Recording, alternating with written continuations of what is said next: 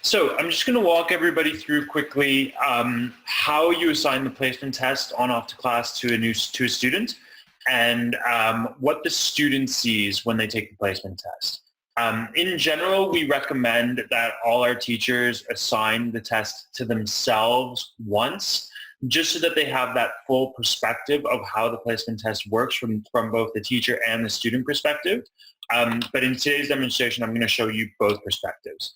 So I'm logged in to off to class on my teacher account. You'll notice that I actually don't have the off to class symbol here. I have a logo as my own personal logo. It's actually a logo that I found off the internet, so it's a bit of a dummy logo.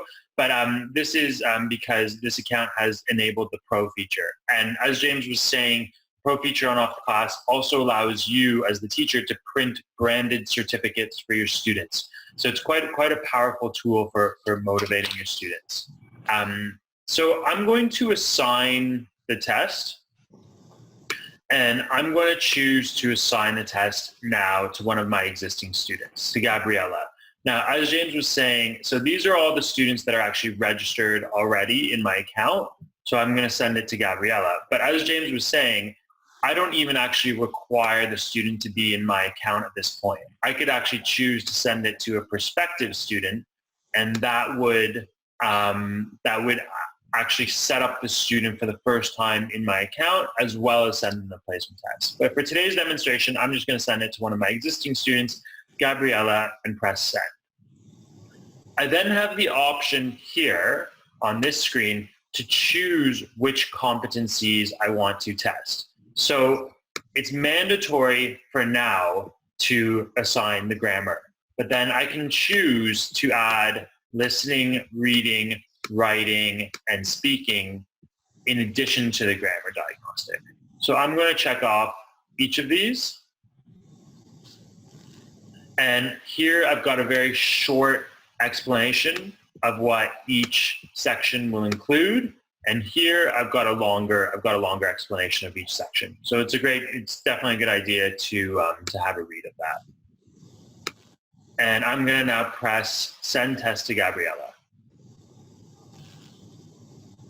And I can see that the placement test has been sent to Gabriella. And I'm just going to come over now to Gabriella's account in off to class. Bear with me for 1 second. So this is Gabriella's account on off to class.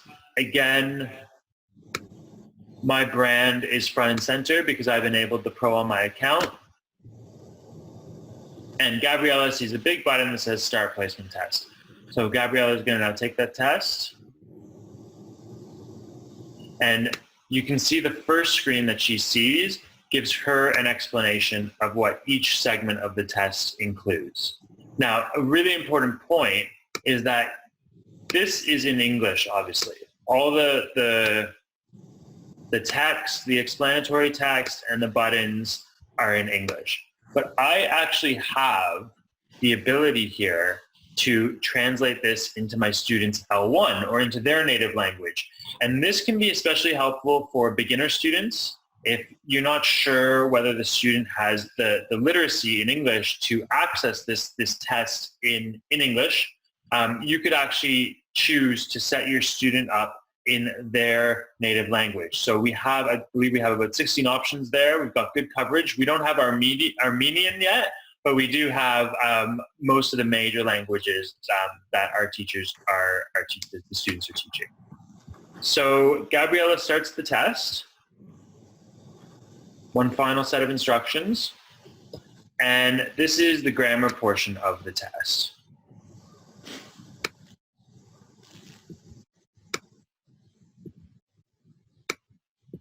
So she would answer 100 grammar questions here.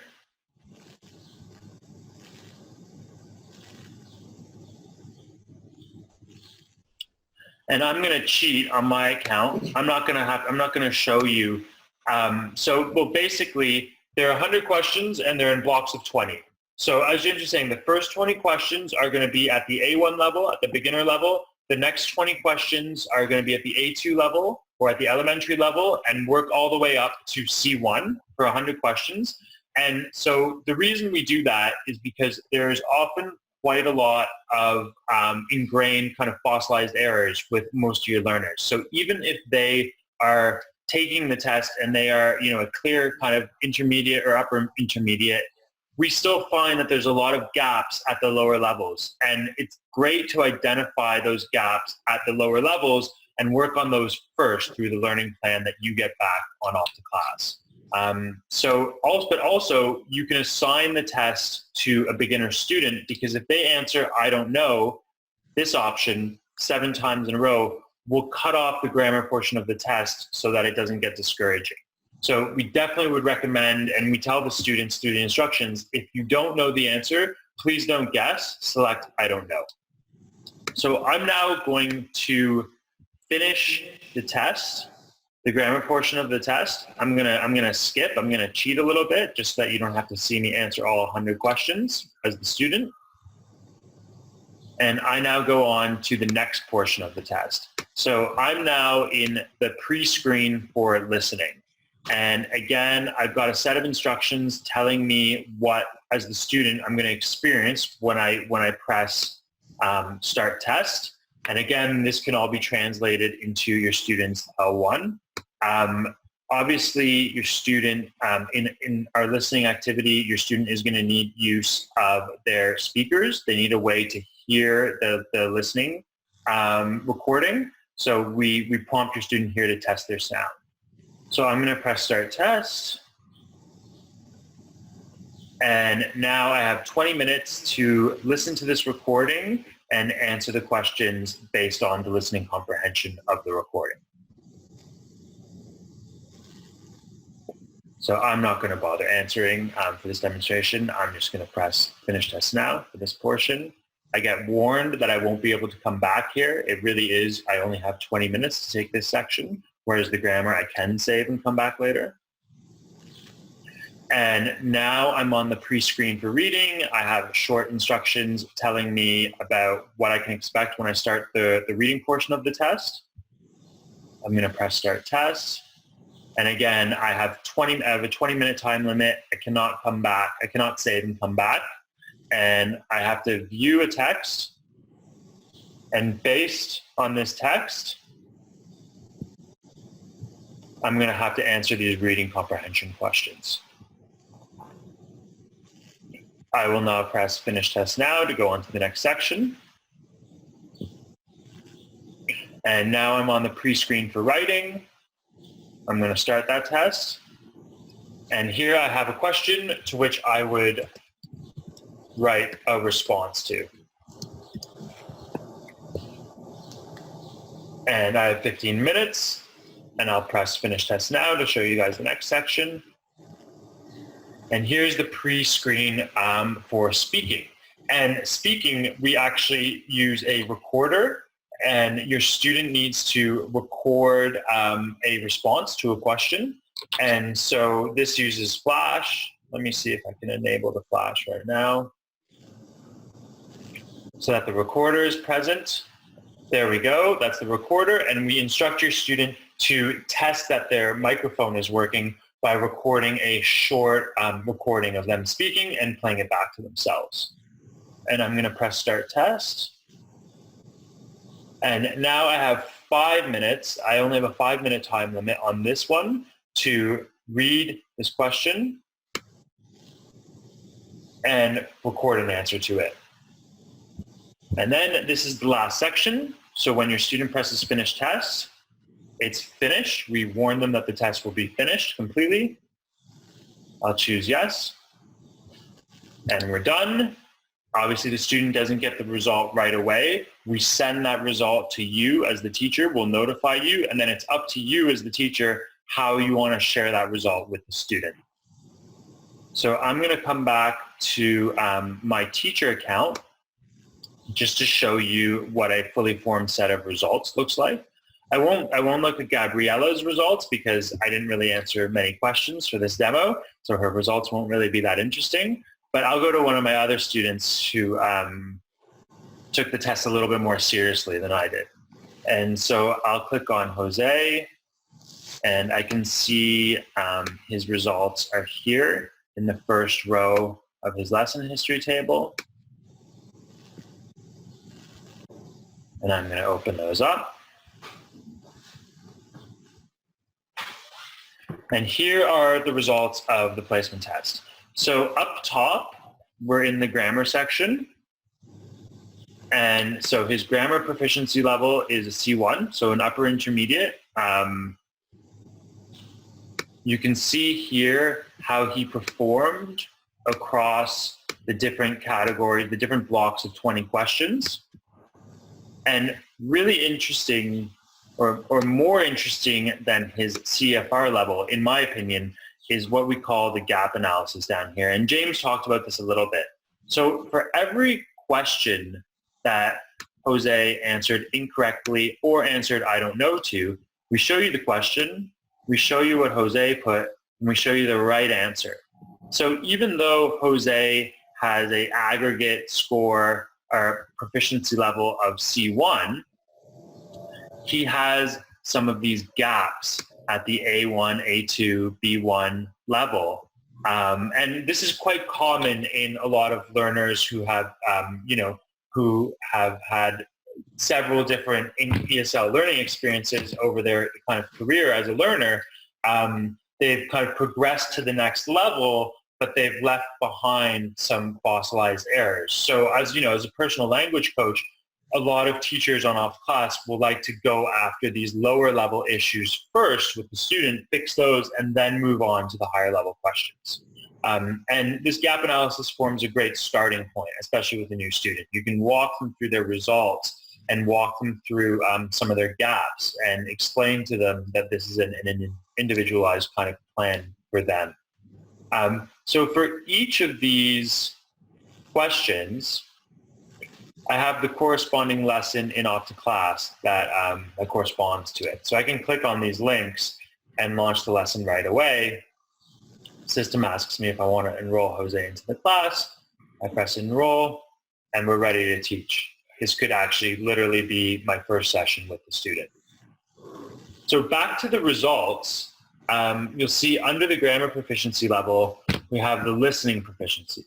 So here with the listening proficiency, we tell you whether their results on the listening portion of the placement test either support their overall grammar proficiency level or if they don't support. And what that means is if the listening results don't support the grammar proficiency level, it means that listening is definitely going to be one of the skills that you're going to want to focus on with this student. And the same thing for the reading proficiency. We tell you whether their reading ability proficiency supports their overall grammar level or whether it does not support their overall grammar level. And we point it out as an area that you would potentially like to focus on with your student. So coming down in the results, these are the listening results, this is the reading results, but the writing results, we actually give you a sample of the student's writing. And we don't system market in any way. And this is similar to what James was saying, some of the feedback we've received so far. A lot of teachers on OptiClass want to be able to put in commentary here into the results so that the student can see it. And that's definitely something that's on our roadmap, so you can personalize it. But for now, you've got a sample of your student's writing that you can use to ascertain whether writing is one of the competencies, one of the skills that you want to focus on with your student, depending on how their writing is looking. And you've also got a recording of the student speaking. And you can use this to ascertain whether speaking is one of the skills you want to focus on with your students. So those are the results. James mentioned earlier that we can actually create certificates for the student. So if I wanted to create a certificate for my student, I can press this certificate button down here. And what that's going to do is print me a PDF certificate that's completely linked to this student sitting this placement test. So I've got the student's name. Of course, I've got my brand front and center. I've got the date that the student took the test, which sections they completed, and generally what we know about their proficiency level and the overall grammar proficiency level as well. So that's the certificate. I also have the ability to give my student access to the results. By default, we don't give the student access to the results. We leave that to the teacher to make that decision. So I can unlock the results here.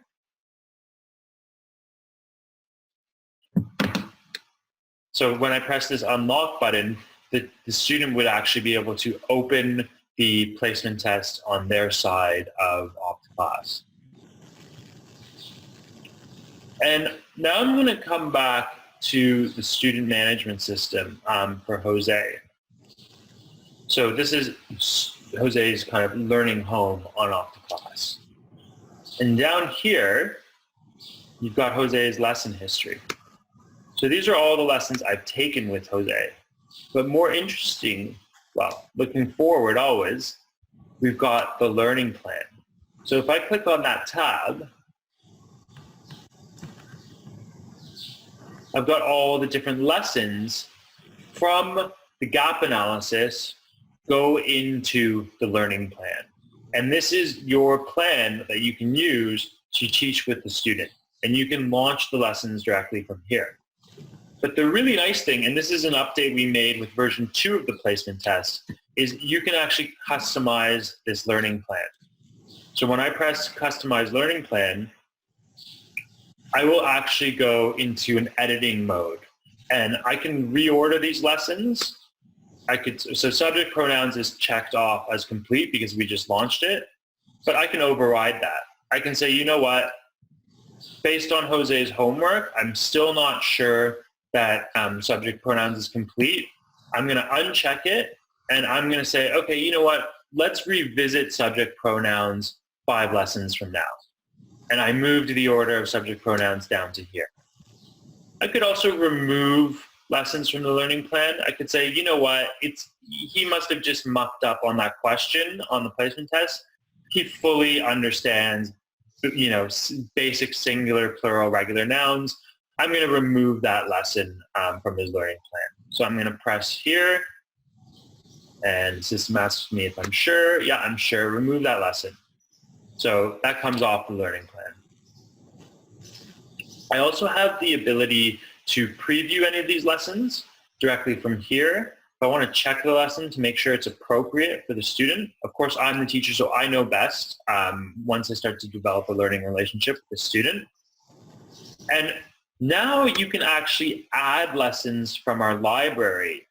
This is also a new feature in kind of version 2 of our placement test. So you can open up this drop-down, and we have, so this learning plan, the system-generated learning plan, is made up of grammar lessons. Those are the lessons that drive from the grammar gap analysis. But of course, there's only so much grammar that any student can take. So you're going to want to blend in some topic-based lessons into your student's learning plan. And if your student sat the listening and reading portion of the learning plan, of the placement test, we actually recommend topic-based lessons that would be appropriate for your student. So for Jose, I've got our business English series is appropriate, our idioms series is appropriate, we've got some higher level speaking activities that would be appropriate, and we've got some reading activities that would be appropriate. So based on my knowledge of the student, I can add these lessons to the learning plan. And I know that my student is really interested in business English. He's working in the corporate sector. And he's a brand manager at a marketing company. So I'm going to add this advertising lesson into my student's learning plan just by clicking on it. And I can see that advertising has been added, Business One advertising has been added to my student's learning plan.